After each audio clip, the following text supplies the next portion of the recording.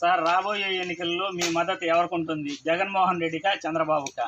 జగన్మోహన్ రెడ్డికి మద్దతు ఇస్తాం.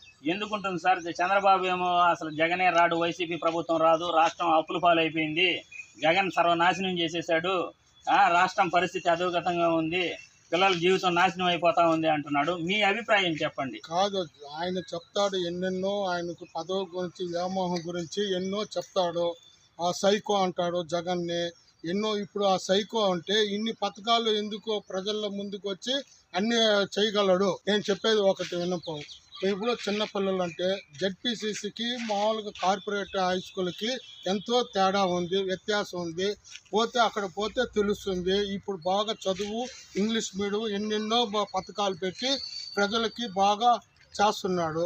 ఇంకా నెక్స్ట్ నవరత్నాలు అంటున్నారు. అవ్వాతాతకి పింఛన్లు నిద్ర లేస్తేనే తలుపు కట్టి మరీ ఇస్తున్నారు.